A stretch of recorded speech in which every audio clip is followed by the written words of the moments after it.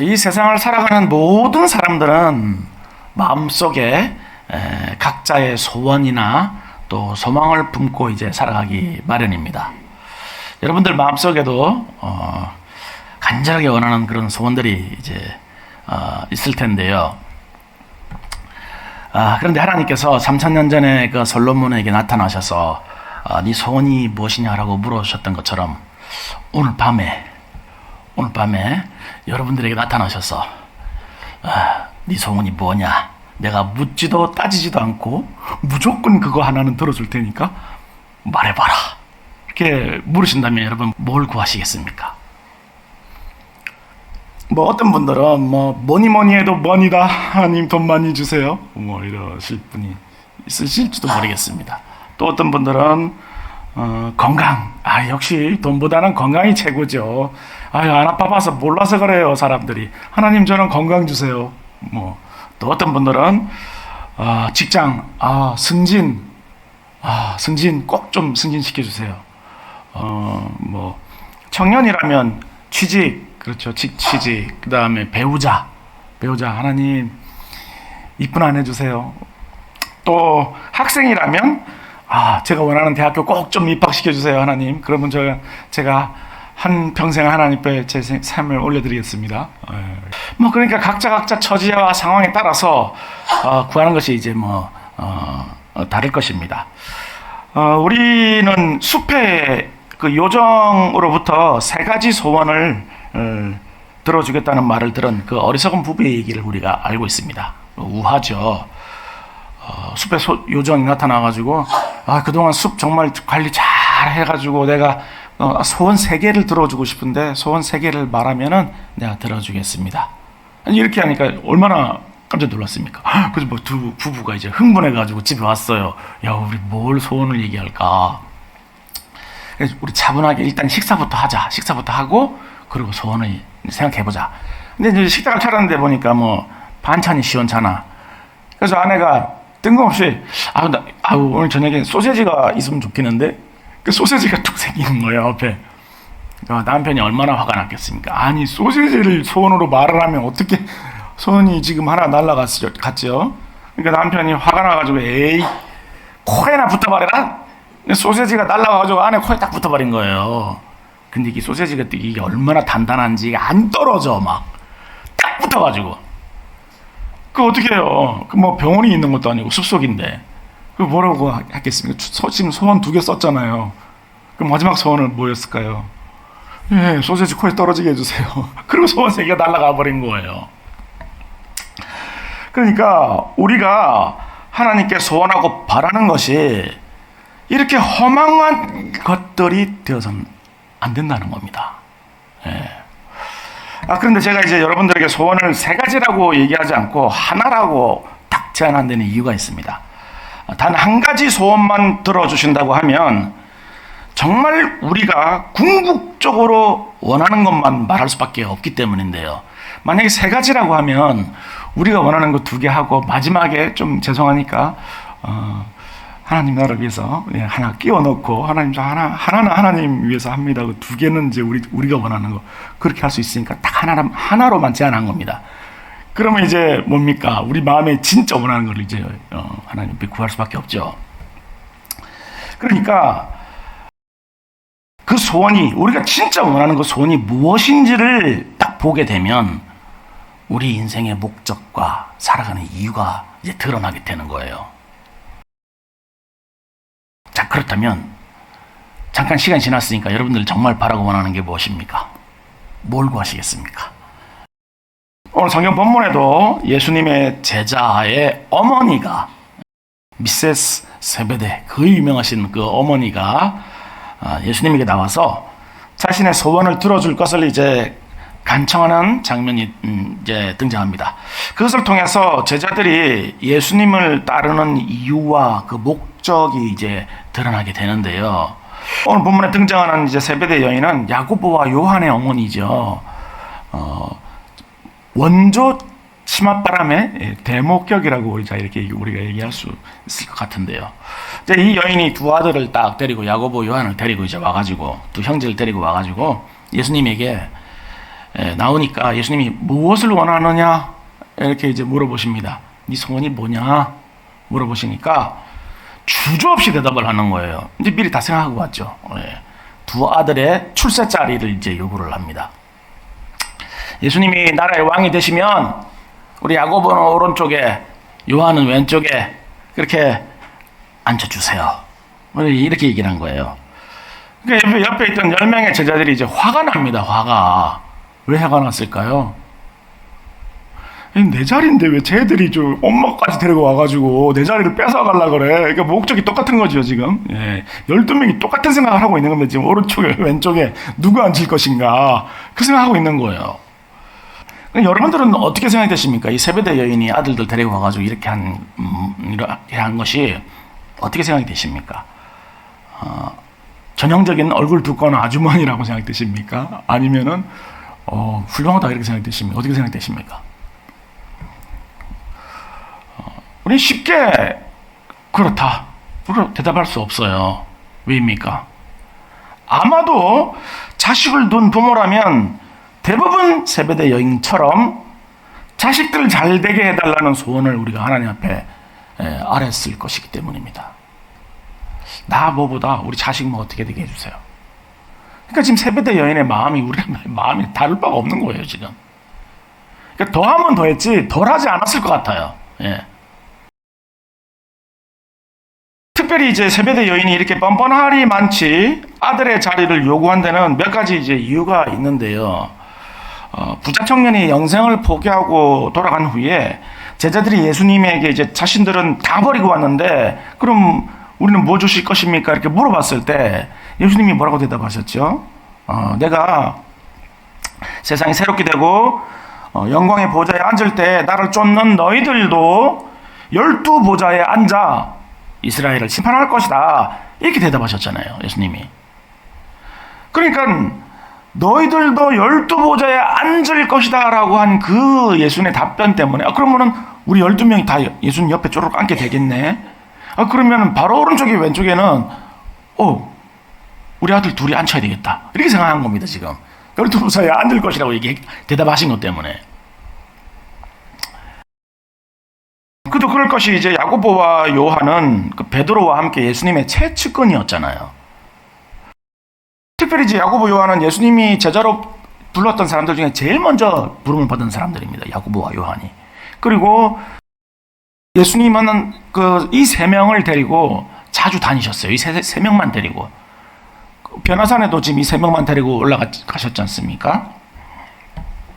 그런데 이제 베드로가 수제자로 알려져 있었음에도 세베대 여인이 이제 이렇게 자신의 아들들을 높여달라고 요구한 데는 또 다른 이유가 이제 있었는데요. 그러니까 베드로가 수제자니까 제일 오른쪽에 앉을 사람은 베드로라고 생각하지 않았겠어요, 다들? 근데 이제 왼쪽에는 한 자리 남았는데 지금 11명이 지금 막 눈치 보고 있는 겁니다. 근데 뜬금없이 세베대 여인이 와가지고 갑자기 베드로도 밀어내고 오른쪽 왼쪽에 자기 아들들 둘이 앉혀달라 그러니까 다들 놀란 거예요 지금. 그럼 베드로까지 다 밀쳐내고 왜 이렇게 생각했을까요? 예수님이 부자 청년이 간 다음에 이렇게 대답하셨잖아요. 먼저 된 자가 나중되고 나중된 자가 먼저 된다. 그래서 베드로가 먼저 된다니까 이 나중될 거야. 그러면 잘 비니까 우리 아들 둘이를 앉혀야 되겠다. 와, 세베대 여인 되게 빠르죠. 이렇게 생각한 겁니다 지금. 그러나 이 여인이 그것이 자기가 요구하는 것이 무엇인지를 전혀 알지 못했던 겁니다. 그러니까 주의 나라에서 우편과 좌편에 앉게 해달라는 것은 곧 주의 나라로 올라가시는 예수 그리스도께서 십자가에 못 박히셨을 때 우편에 좌편에 십자가에 같이 달리게 해달라는 그런 요청인 거예요 지금. 근데 모르고 지금 이 엄마가 지금 세베대 여인이 전혀 모르고 지금 이걸 요청하고 있는 거예요 지금. 알았으면 요청했을까요 이렇게? 혼비백산했겠죠. 취소 죄송합니다 이러면서. 그래서 이제 예수님이 너희가 지금 구하는 것이 뭔지 모르고 나한테 구하고 있다 이렇게 답을 하십니다. 그리고 그렇기 때문에 내가 마시려는 잔을 지금 너희들도 마실 수 있겠느냐 이렇게 물어보신 거예요. 이 잔이 뭡니까? 하나님의 진노의 잔이잖아요. 모든 우리 인간에 대해 죄를 대신해서 그 진노, 하나님의 진노를 대신 그 잔에 받으셔서 드시는 그 잔을 너희들도 마실 수 있겠느냐? 지금 너희들이 뭘 알고 지금 그런 얘기를 하느냐? 지금 그 옆에 오른편, 왼편에 앉게 해달라고 그 얘기를 하느냐? 지금 그렇게 물으시는 겁니다, 지금. 그런데 제자들이 뭐라고 그러죠? 좀 마실 수 있습니다. 그렇게 얘기를 하죠. 뭔 줄 몰라요, 전혀 지금. 그냥 오른편, 왼편에 앉으려고 혈안이 되어 있는 거예요, 그냥. 그러니까 예수님은 지금은 너희들이 마실 수 없지만 나중에 너희들 믿음이 자라고 나면 마실 수 있을 것이다. 자, 이렇게 대답을 하십니다. 당시만 해도 제자들이 이제 예수님에게 요구한 것은 그 전형적인 이 세상이죠. 세상에 속한 것들입니다. 세상에 속한, 그러니까 오른편, 왼편이라는 건 뭡니까? 권력이잖아요, 권력. 그래서 이제 그것을 얻기 위한 목적으로 예수님을 이제 따르고 있었던 것인데요. 그러니까 우리가 바라고 소원하는 것들, 그것도 크게 두 부류로 나눌 수가 있는데, 하나는 하늘에 속한 것과 하나는 땅에 속한 것입니다. 그러니까 우리가 바라는 것, 우리 소원이 둘 중에 하나에 속해 있는 거예요. 그 세상에 속한 것에 대해서 이제 다음 구절에서 우리가 알 수가 있는데요. 예수께서 제자들을 불러다 이르시되 이방인의 집권자들이 그들을 임으로 주관하고 그 고관들이 그들에게 권세를 부리는 줄을 너희가 알거냐. 그러니까 세상을 지배하는 원리는, 세상이 구하는 것은 힘과 권력이라는 겁니다. 그래서 힘 있고 권력 있는 사람들은 다른 사람들 위에 군림하면서 다른 사람들을 내리누르고 권세를 부리는 것, 이게 세상의 원리라고 얘기하는 거예요. 그렇죠? 권력을 잡기 위해서 그냥 혈안들이 되어 있습니다, 다. 그 권력을 잡기 위해서, 그러니까 다른 사람들 위에 올라서서 군림하기 위해서, 그래서 공부하는 거고, 그래서 돈 많이 벌라 그러는 거고, 그래서 명예 가지려 그러는 거고, 그래서 권력 가지려 그러는 거예요. 그게 세상 원리라는 겁니다. 안 그러면 힘없는 사람들은 늘 당하기만 하고 뺏기고 그냥 억울함 당하고 이제 그렇게 살아간다고 생각되기 때문에 권력을 잡으려고 하는 거죠, 힘을. 그런데 하나님 나라는 원리는 뭐라는 것입니까? 그거는 완전히 반대로 종이 되어야 된다는 거예요. 낮아지고 섬기는 종이 되어야 된다고 지금 말씀하시는 겁니다. 이거 원리가 완전히 대척점에 있는 거죠, 서로. 그러니까 뭐 조금 다른 정도가 아니라 서로 대적하고 있는 거예요, 지금. 하나님 나라의 원리와 세상 나라의 원리가 서로 지금 대적하고 있는 거예요, 지금. 원수처럼 되어 있는 거예요, 지금. 그렇기 때문에 세상의 위대함은 권력을 가지는 것이지만 하나님 나라의 위대함은 섬기는 데 있다는 겁니다, 섬기는 데. 그래서 예수님이 이제 오신 것도 섬김을 받으려고 오신 것이 아니라 오히려 섬기고 자기 목숨을 대속물로 주려고 이제 오셨다고 이제 말씀을 하신 것인데요. 대속물이라는 말은 이제 당시 노예 시장에서 사용되었던 그런 단어인데, 노예 한 사람을 자유의 몸이 되게 하기 위해서 지불했던 그 금액을 말합니다. 그 대속물이라는 것은. 그러니까 예수님은 죄와 사망의 노예가 되어 있던 우리를 자유케 하기 위해서 자신의 생명을 대속물로 이제 주기 위해서 오셨다는 겁니다. 그렇기 때문에 우리의 소원은 세상에 속해서 남들 위에 군림하고 자랑하고, 그러기 위해서 재산과 권력을 소유하는 것이든지, 아니면 하늘에 속해서 남을 섬기기 위해서 종이 되는 것, 둘 중에 이제 하나라는 것인데요. 자, 그렇다면 여러분들이 하나님께 아까 전에 소원하셨던 것은 무엇입니까? 어느 쪽에 속해 있으십니까? 자, 우리는 이 세상의 원리에 따라 다른 사람들보다 더 높아지고 더 많이 가지고 더 성공하는 것을 구하든지, 아니면 하나님 나라의 원리를 따라서 더 낮아지고 다른 사람들 더 섬기는 것을 구하든지, 둘 중에 하나를 구하고 있는 거예요. 혹시 세상의 것을 구하셨어도 너무 상심하지 마십시오. 제자들도 다 그거 구했잖아요. 제자들, 예수님하고 그냥 늘 먹고 자고 같이 따라다녔던 제자들도 지금 세상을 구하고 있잖아요. 여러분들 가운데 하늘에 속한 것을 구하신 분 계십니까? 그럼 왜 이렇게 어려운 걸까요, 그게? 불가능하죠, 사실. 불가능합니다. 왜 이렇게 어려운 걸까요? 예수님은 분명히 섬기라고 했는데 그리스도인들은 섬기는 것이 목적이라고 얘기하시고 그게 하늘나라의 원리라고 말씀하시는데 왜 우리는 그게 그렇게 싫죠? 그래서 생각도 안 들고 아니 그냥 화가 나 생각하면은 다른 사람을 섬기라 그러면 딱 섬기는 말 자체가 거부감이 드는 거예요. 내가 왜? 내가 비싼 밥 먹고 왜? 그러니까 세상을 추구한다는 것은 곧 나의 유익, 내 이익, 그렇죠? 그것을 내 이익을 위해서 사는 삶이지만 하나님 나라를 추구하는 삶은 다른 사람의 이익과 유익을 위해서 사는 삶이기 때문에 그렇습니다. 그러니까 뼛속까지 우리는 이기적인 존재인데 다른 사람의 삶을 유익하기 위해서 살아라 그러니까 그게 불가능한 거예요. 막 거부감이 드는 거예요, 정말. 아니, 나 사는 것도 힘들어 죽겠는데, 다른 사람까지 내가 어떻게 그게 다른 사람 유익을 위해서 살 수 있습니까?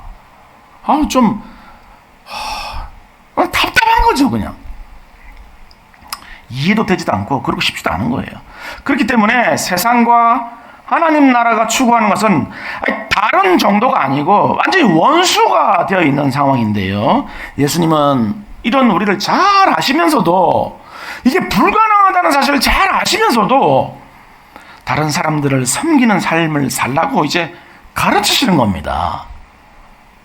그러면 다른 사람들을 섬기는 삶을 이렇게 말씀하신 것은 우리가 할 수 있다는 거 아니겠어요?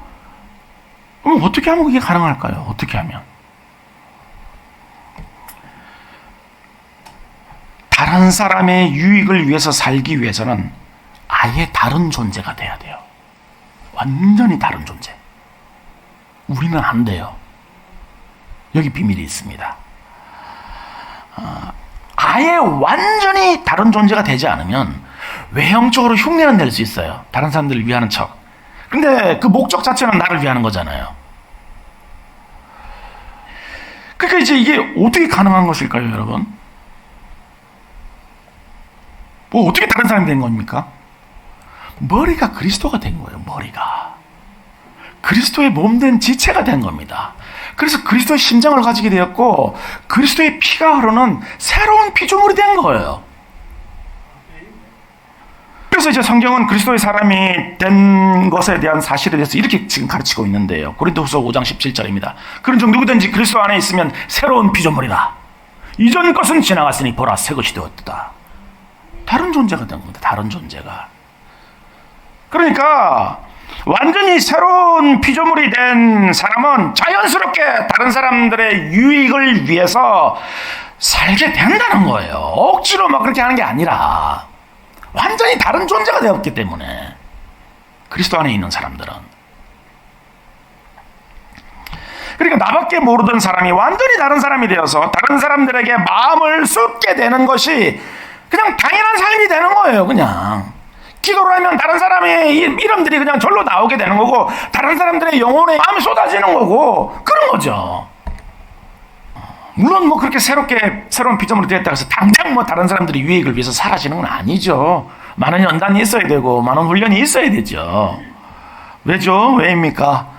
우리 죄된 본성이 여전히 강하게 거부를 하니까 그게 이제 그래서 그런 건데요. 그래서 성경은 이렇게 낮아져서 섬기는 종이 되기 위한 방법을 예수님의 모습을 통해서 제시하고 있습니다. 빌립보서 2장 7절입니다. 오히려 자기를 비워 종의 형체를 가지사 사람들과 같이 되셨고 사람의 모양으로 나타내서 자기를 낮추시고 죽기까지 복종하셨으니 곧 십자가에 죽으심이라. 그러니까 예수님이 종의 형체를 가지시고 자기를 낮추심으로 죽기까지 복종하신 것은 우리를 죽음에서 건지시고 하늘의 것으로 채우시기 위함인데요. 그러니까 자기 십자가를 질 때만이 다른 사람들을 섬기는 삶을 살 수 있다는 겁니다. 그렇게 예수님이 십자가를 지신 것은 우리의 유익을 위함인 것처럼 이제 우리가 우리 자신의 십자가를 지면 다른 사람들의 유익을 위한 삶을 살게 된다는 것이죠. 왜입니까? 나만 위해서 살고자 하는 그 옛사람을 십자가에 못 박는 거잖아요. 십자가를 진다는 거는. 그러면 우리 안에 심겨진, 우리 안에 새로 창조된 새로운 사람, 새로운 피조물이 강건케 되면 그 새로운 피조물은 마땅히 다른 사람들을 섬기고 다른 사람들을 유익을 위해서 살고자 하는 그런 존재이기 때문에 그렇게 이제 사라진다는 겁니다, 이게. 그러니까 십자가를 지는 길밖에 없어요. 그래서 우리 인생이 고달픈 겁니다. 늘 십자가가 있는 거잖아요, 우리에게는.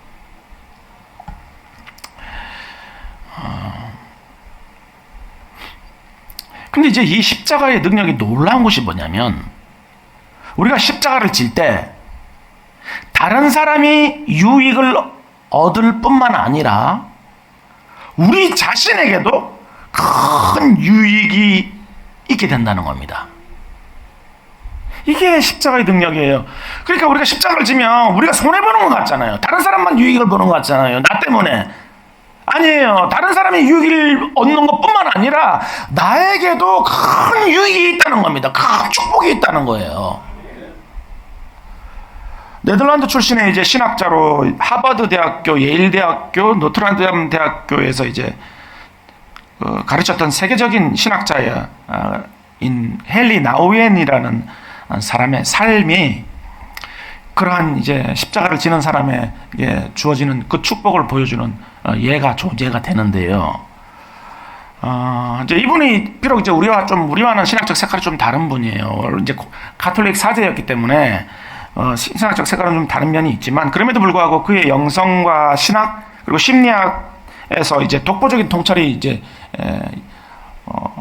있어서 많은 사람들에게 영향을 주고 또 세계적인 강연자이자 작가로도 활발하게 활동했습니다. 이제 헨리 나우엔이. 그런데 이제 어느 순간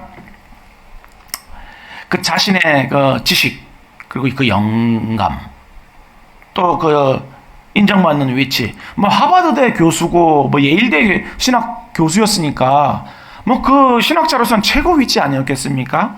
그리고 뭐 강연자로서 전 세계에 다니면서 강연자로서 그런 명성들 그런 사람들이 뭐 인정해주는 그런 것들을 막 받고 스포트라이트를 받고 신학계에서는 받고 있는 사람이었기 때문에 뭐 대단한 위치였던 거죠.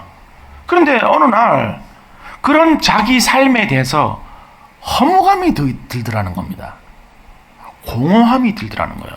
이게 뭐냐 도대체 이런 삶이. 도대체 내가 다른 사람들한테 인정받고 이렇게 유명해지고 대단한 지식을 가지고 있고 남들 모르는 그런 신학적 지식을 가지고 있는 것이 도대체 이게 나한테 무슨 의미가 있느냐 하면서 막 갑자기 막 우울이 몰려오더라는 거예요. 겉으로 볼 때는 뭐 최고 자리에 있으니까 화려해 보이고 하버드대 교수님이니까 대단히 뭐 부러운 자리에 있는데 정작 자기는 껍데기뿐이구나 지금 내 삶이. 그걸 느꼈다는 거죠. 그래가지고 이제 깜짝 놀랄 결단을 하는데요. 다 퇴직하고 교수직에서 하버드 대학 교수직에서 내려와서 어디로 들어갔냐면 그 캐나다 토론토에 있는 라르시 공동체라고 이제 장애인들을 섬기는 그 공동체에 들어가게 됩니다. 그러니까 거기 들어가서 이제 장애인들을 이제 먹이고 입히고 닦이고 잠재우고 하는 그 섬김을 하러 들어가게 돼요, 이 사람이. 근데 잠깐 뭐 섬기러 들어간 게 아니라 거기서 생을 바쳐요. 예. 마치는데 거기서 이제 지적 장애를 가진 아담이라는 청년을 이제 돌보게 됩니다. 아담 이름이 아담인데, 근데 이제 이 청년이 지적 장애만 있는 것이 아니라 그 신체적 장애도 다 있어가지고, 그러니까 아무것도 못하는 거예요. 그러니까 이제 말도 못하고 그 스스로 할 수 있는 게 아무것도 없어요. 그냥 꼼짝도 못하고 이렇게 있는 겁니다. 이렇게 청년이. 그러니까 이제 그 아담을 이제 씻겨야 되고 뭐 먹여야 되고 옷 갈아입히고 그 뭐 밤에는 잠 잘 잘 수 있도록 또 계속 옆에서 말해주고 책 읽어주고 막 완전히 24시간 붙여서 그렇게 이제 섬기는 일을 하는데 이게 보통 일이 아니잖아요, 여러분. 이게 간병 잠깐 해도 뭐 감당이 안 되는데, 이게 이 청년을, 이거를 스스로는 아무것도 못하는 청년을 화장실까지 데려가 가지고 다 감당을 해야 되니까. 그래서 이제 처음에는 이 헨리 나우엔이 아담을 이제 어떻게 생각했겠습니까? 돌봐야 될 대상으로 생각하지 않았겠습니까? 아, 돌봐야 되겠구나. 근데 점점 상황이 바뀌어요. 이 아담이 자신의 영적 스승이 되어간다는 걸 느낍니다. 그리고 정말 그전에는 마음에 있는 얘기를 하나도 나누지 못했는데, 이 아담하고는 마음에 있는 얘기를 나누는 친구가 들어가는 거예요. 그리고 이 아담으로부터 하나님의 사랑을 배워가는 거예요. 점점. 헨리 나우엔이. 그 뭐 세계적인 신학자이자 석학이었는데, 유명 인사였는데, 아무것도 못하는 이 아담으로부터 하나하나 배워가는 거예요, 이거를. 놀랄 일이죠. 그러니까 아담을 섬기는 동안 하나님의 형상인 그 인간됨의 본질을 보게 되는 겁니다, 지금. 그 아담을 통해서. 그러니까 존재 자체로서의 존귀함을 보게 되는 거예요. 사람이라는 존재가 뭘 능력이 있어서, 뭐를 직업이 뭐가 어때서, 뭐 많이 배워서, 뭐 훌륭해서, 뭐 인격이 어쩌고저쩌고, 이게 아니라 그냥 사람이라는 존재 자체의 그 존귀함을 보게 된 거예요, 거기서. 그렇구나. 하나님의 형상을 하고 있는 사람이라는 존재가, 그 존재 자체가 너무나도 존귀한 거구나. 그거를 배웠다는 거예요. 지식으로 배운 게 아니라 아담을 통해서 삶으로 배우게 됐다는 거예요, 이게. 우리는 사람들을 겉모습을 가지고 평가를 하지 않습니까? 직업이 뭐고, 능력이 있네 없네, 뭐 어떠네, 얼마를 벌고, 다 속고 있는 거예요.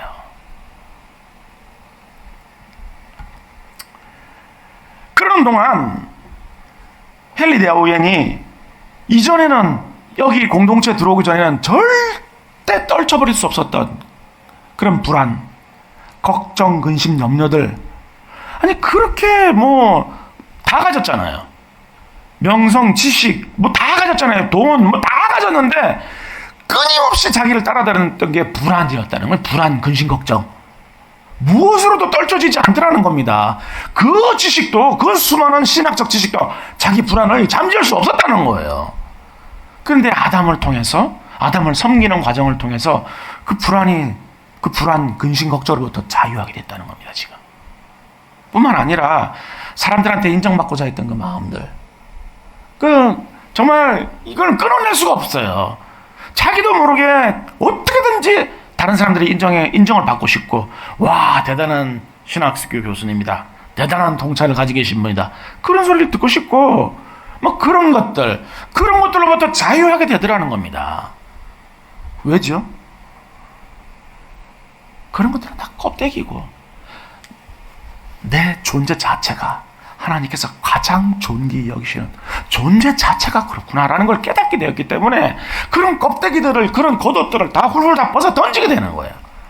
그러면 다른 사람들을 봐도 그 존재 자체의 존귀함을 가지고 대하게 되는 거지, 그 사람이 껍데기로 대하지 않게 된다는 거죠.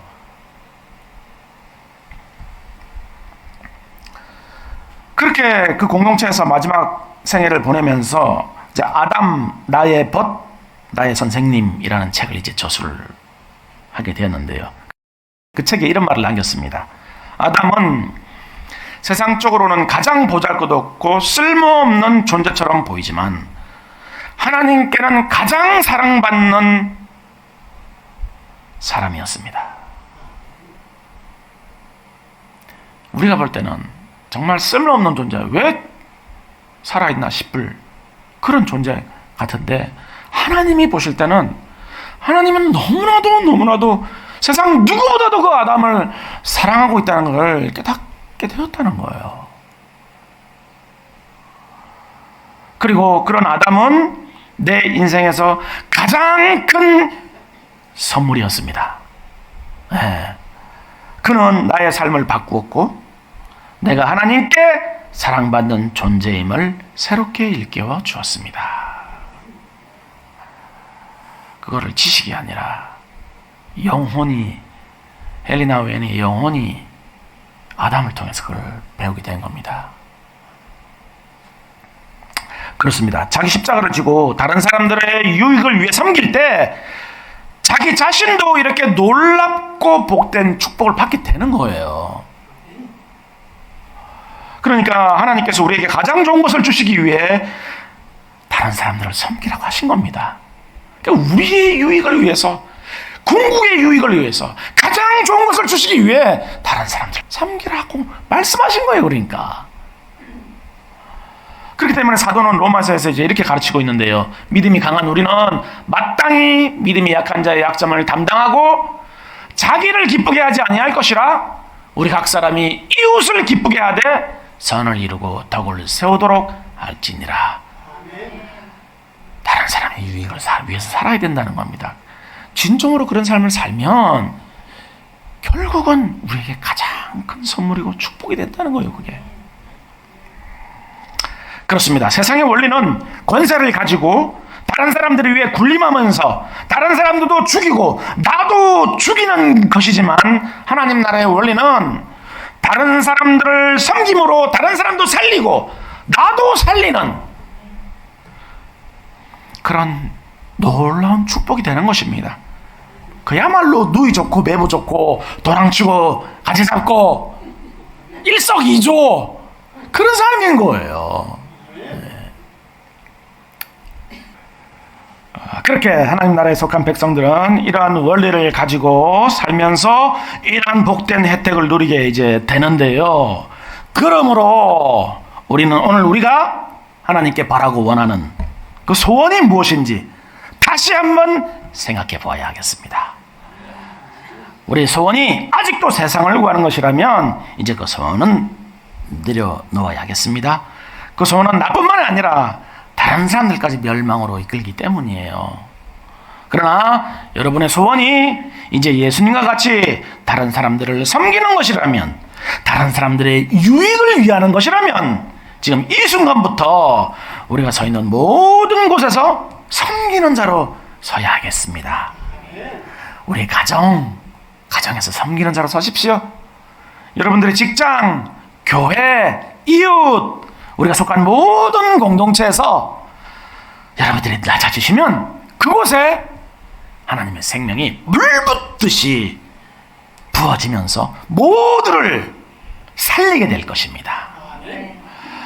그래서 오늘은 살아있는 것은 다 아름답다라는 제목을 가진 신경님 시인의 시를 한 편 읽으면서 이제 마치면 좋겠는데요. 잘 안 보이시죠? 제가 한번 읽어보겠습니다. 살아있는 것은 다 아름답다. 하늘을 훨훨 나는 솔개가 아름답고 꾸불통꾸불통 땅을 기는 군뱅이가 아름답다. 날렵하게 초원을 달리는 사슴이 아름답고 손수레에 매달려 힘겹게 빗달길을 올라가는 늙은이가 아름답다. 돋는 해를 향해 활짝 옷을 벗는 나팔꽃이 아름답고 햇빛이 싫어 굴 속에 숨지기는 박쥐가 아름답다. 붉은 노을 동무해 지는 해가 아름답다. 아직 살아있어.